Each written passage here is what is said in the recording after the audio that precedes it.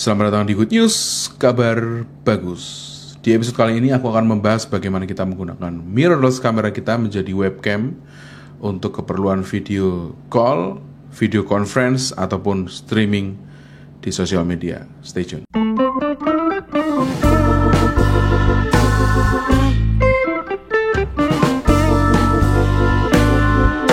Yes, kali ini aku akan kasih tahu kalian butuh apa aja sih sebenarnya untuk mengkonekkan kamera kita ke komputer untuk kebutuhan itu tadi yang aku sudah sebutin. Yang jelas kamu butuh sebuah kamera. Ya iyalah, kita mau mengkonekkan kamera, kita harus butuh kamera. Kameranya sebenarnya bisa kamera apa aja, cuman kebutuhan untuk streaming atau video call biasanya itu lebih dari sejam atau minimal sejam lah gitu. Nah, berarti kalian harus membutuhkan sebuah kamera yang tahan overheat, bisa menyala terus dalam waktu 1 jam minimal baterainya ya gitu. Terus dia punya clean HDMI out.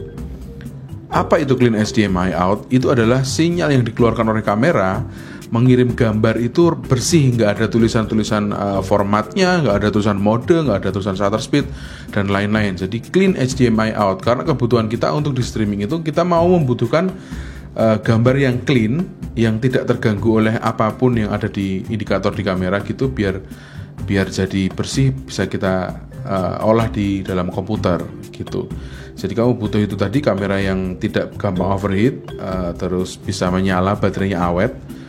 Lain hal sih kalau kamu punya DC coupler ya gitu.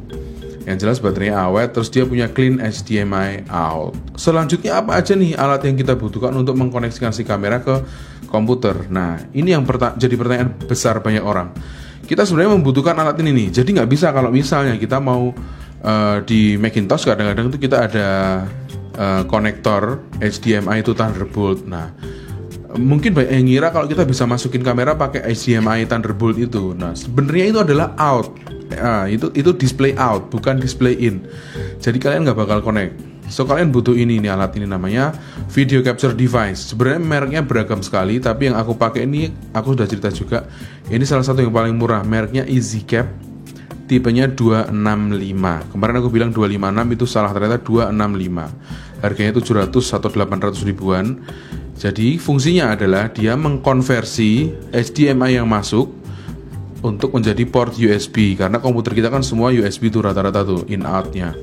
Jadi dia membawa gambar HDMI dan masukin ke USB. Sebenarnya alat ini cukup futuristik karena port aslinya dia adalah USB Type-C. Tapi karena masih banyak komputer yang pakai USB biasa kayak gini, jadi dia membawakan converter dari Type-C ke USB-A biasa. Nah, alat ini tuh simpel sekali. Dia bahkan nggak ada softwarenya, nggak ada drivernya. Dia plug and play, terus inputnya juga cuma satu, HDMI doang. Nggak ada HDMI out, nggak ada audio in out, nggak ada sama sekali. Portnya cuma satu doang, langsung jadi USB. Itu tadi kelebihannya ya, dia nggak usah pakai driver, nggak usah pakai software, dan dia simple dan murah. Kekurangannya apa? Kekurangannya dia adalah gambarnya drop sih kalau menurutku, turun kualitasnya. Jadi kadang-kadang di kamera tuh kita detail, tapi ketika dia masuk ke komputer dengan converter dengan video capture device ini, dia tuh gambarnya drop, lebih bitrate-nya turun banget gitu. Itu cukup mengganggu buat beberapa orang, termasuk aku. Mungkin kamu nggak akan terganggu dengan kendala itu sih. Jadi kamu bisa cek di alat ini nih. Ini paling murah. Selain ini sebenarnya banyak lagi, ada video capture device lagi di pasaran. Ada yang Blackmagic Ultra Studio Mini, ada Blackmagic Atom Mini, ada juga kalau nggak salah tuh mereknya Camlink. Terus banyak banget sih. Sebenarnya ini memfasilitasi kita untuk apa ya? Untuk nggak cuma kamera. Jadi apapun selama dia punya HDMI out, kita masukin ke sini, dia bisa dibaca displaynya di sini. Karena aku pernah coba pakai handphone juga bisa masuk ke sini. Nah, aku juga punya alat nih, namanya Blackmagic Ultra Studio Express. Alatnya seperti ini. Ini lumayan jadul sih, dia udah discontinue. Ini malah ada HDMI in out, SDI in out, sama breakout untuk audio. Jadi ini biasa untuk mengcapture video dari camcorder atau kamera yang nggak ada memory cardnya gitu. Jadi dia bisa langsung in out. Sayangnya karena ini udah discontinue mungkin ya. Padahal ini sebenarnya canggih alat ini. Dia bisa membuka. Kalau di EasyCap itu nggak ada settingan sama sekali. Di sini di Blackmagic Ultra Studio Express dia punya banyak banget settingan dari semua resolusi dan semua frame rate. Itu bisa kita pilih tergantung input dari kamera yang kita gunakan. Tapi sayangnya itu tadi, dia di beberapa itu nggak kompatibel. Jadi mending kita tinggalkan aja ini ya. Oke, itu tadi untuk pilihan video capture device yang aku pakai. Berikutnya setelah kita punya video capture device, kamera dan komputer, tentu kita butuh kabel HDMI. Sebenarnya bisa pakai kabel HDMI apa aja sih. Cuman kalau kamu mau tahu apa yang aku pakai itu adalah ini nih kabelnya. Nah, jadi gini, kabel HDMI itu rata-rata kan besar. Terus dia bulky dilipat-lipat tuh susah gitu, jadi tebal kabelnya. Nah ini aku nemu kabel atas rekomendasinya Mas Gunrok, namanya Lindy Chromo, mereknya Lindy Chromo. Kalian bisa cek, ini lumayan mahal sih sebenarnya kabelnya, tapi dia hanya sebesar kabel iPhone gitu. Jadi ringkes banget, yang biasa HDMI kita tebal itu sekarang cuma ringkes banget kayak gini. Nah ini buat gimbal juga enak sih kabelnya ini. Itu untuk kabel aku pakai ini sama video capture device ini. Biasanya ada timbul pertanyaan, audionya gimana gitu. Sebenarnya audio itu bisa embed via kabel HDMI. Jadi ketika kita colok kabel HDMI ke kamera dan masuk ke komputer, sebenarnya dia sudah ada audionya juga. Jadi kalau kamu mau simple, colok langsung ke jack 3,5 milinya, itu nanti audionya sudah otomatis akan embed jadi satu dengan video ada di kabel HDMI. Tapi kalau kamu mau terpisah untuk kebutuhan monitoring seperti ini, bisa kamu rekam terpisah audionya. Ada pertanyaan juga, kenapa audionya nggak dimonitor langsung dari jack headphone di kamera? Aku sudah pernah coba itu dan jawabannya adalah dia ada delay, sekitar setengah detik delay, dan itu cukup mengganggu untuk kita memonitor suara kita sendiri karena tidak sinkron. Untuk kamera, aku punya rekomendasi buat kamu. Yang paling murah itu ada Lumix G7, dia clean HDMI out dan dia bisa standby sampai 1 jam lebih. Kalaupun nggak sampai baterainya, kamu bisa ada DC couplernya. Terus dia bisa selfie, jadi kita bisa memonitor langsung dari layar kamera sendiri, dan dia nggak mudah overheating. Itu juga yang paling penting. Kalau kamu mau yang lebih advance lagi, kamu bisa cek ke G85 atau G95, itu sudah ada image stabilization-nya. Sama, dia punya clean HDMI out, dia punya jack microphone, dia punya layar yang bisa di selfie, dan juga nggak gampang panas ketika kita nyalain terus-terusan berjam-jam. Kalau untuk kebutuhan streaming ya, untuk kebutuhan out HDMI, kalau Lumix G5 aku dia punya port HDMI itu full size. Kalau si G7 dan G85 dia punya port HDMI itu micro. Jadi kalian butuh converter atau kabelnya memang micro atau full size HDMI. Sebenarnya bisa pakai kamera apa aja sih, tapi aku rekomendasiin 2 kamera itu tadi yang harganya terjangkau, G7 sama G85. Dan kebetulan kayaknya minggu-minggu ini lagi ada promo deh. Jadi kalian cek aja di Instagramnya di Lumix Indonesia. Oke, setelah kita bisa memasukkan gambar yang ada di kamera mirrorless kita untuk masuk ke komputer, langkah berikutnya adalah kita mau ngapain. Nah, paling sering kebutuhannya adalah untuk video call kalau aku ya. Jadi kalau di aku paling sering pakai Zoom untuk conference call atau video call. Jadi di Zoom itu nanti kita buka settingan di preferences, itu kita bisa pilih kamera. Kalau kamera defaultnya di MacBookku ini adalah FaceTime HD camera, kita pilih opsinya, nanti akan keluar Easy Cap, pilihan namanya video capture device-nya gitu. Kendalaku pertama adalah ketika aku nyalain pertama dengan Easy Cap itu, si aspek rasio tuh nggak bener atau videonya stretch gitu.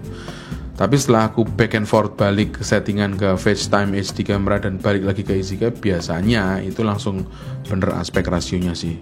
Ya maklum, harga capture device-nya tuh murah, jadi kita harus maklum dengan hal seperti ini. Nah, setelah routing kamera selesai, berikutnya yang kita butuhkan adalah routing audio. Nah, di Zoom ini bisa kita pilih routingnya. Audionya kita bisa pilih, kita misalnya pakai sound card atau interface audio eksternal, kita bisa pilih, tinggal sesuai kamu mau routingnya seperti apa nih.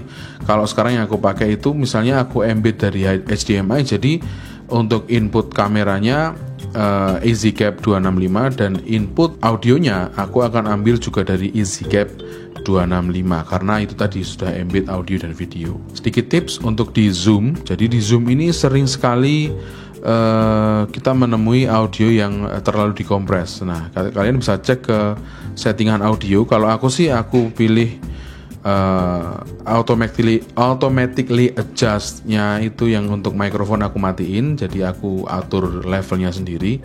Terus semua yang berkaitan dengan kompres, dengan auto reverb, yang auto semua lah aku matiin semua, aku disable semua. Jadi biar audio yang masuk ke Zoom itu seperti apa yang asli ada audio yang aku pakai. Sebenarnya fitur auto reverb dan lain-lain ini adalah mengantisipasi kita kalau mau conference call itu pakai ini nih, pakai mikrofon internal dari si laptop gitu. Kadang-kadang kita di pinggir jalan atau di keramaian gitu dan di sekitarnya tuh rame banget, jadi si Zoom ini sudah mengantisipasi itu untuk mengkompres audio yang tidak perlu. Tapi kalau kita bisa dedicated audio seperti ini, yang akan lebih baik autonya semua dimatiin sih. Itu untuk settingannya di Zoom. Belum kita bahas untuk settingan ke streaming. Nah, di streaming aku akan bahas lebih detail lagi di episode selanjutnya, tapi aku akan kasih kisi-kisinya sedikit karena streaming ini sedikit kompleks gitu. Jadi, aku akan kasih gambarannya. Streaming paling mudah adalah kita melempar gambar ini ke YouTube karena YouTube sudah membuka akses untuk kita mengetahui RTMP dan stream code dari streamingnya kita gitu. Nah, lain hal dengan si Instagram. Kalau Instagram tidak memperbolehkan, jadi kita harus masuk ke website pihak ketiga dulu. Ada teman-teman yang biasanya ngulik itu pakai instafeed.me, Yellowduck, Lola TV, macam-macam. Kalian bisa pakai itu untuk mendapatkan stream code dan RTMP dari akun Instagram kita. Sayangnya nih, kita harus login di website-website itu tadi dengan username dan password kita. Yang nggak semua orang itu merasa itu cukup secure gitu. Ya sama aja kayak kamu beli sesuatu di sebuah toko, kamu naruh kartu ATM sama PIN-nya di toko itu, terus dia janji nggak akan ngapa-ngapain dengan ATM dan PIN-mu. Ya tergantung kamu, kalau kamu percaya ya just do it. Tapi worth to try sih. Ini pengalaman yang unik dan juga merupakan menambah value di konten streaming kita. Routingnya akan aku jelasin di episode berikutnya karena panjang sekali, dan episode ini juga sudah lumayan panjang kalau aku lihat. Jadi kalian bisa subscribe dulu untuk menantikan video Good News berikutnya yang akan membahas bagaimana kita streaming ke Instagram dan ke YouTube dengan mirrorless kamera. Oke, silahkan tulis di kolom komentar ya kalau kamu juga sedang ngulik atau kamu punya sistem lain atau punya equipment lain yang punya jadi rekomendasi kamu gitu. Jadi silahkan tulis di kolom komentar, nanti kita bisa diskusi di bawah. Jangan lupa share, subscribe, dan follow Instagram saya @bagustikus dan follow Instagram @huntingpasarid. Sampai ketemu di Good News berikutnya.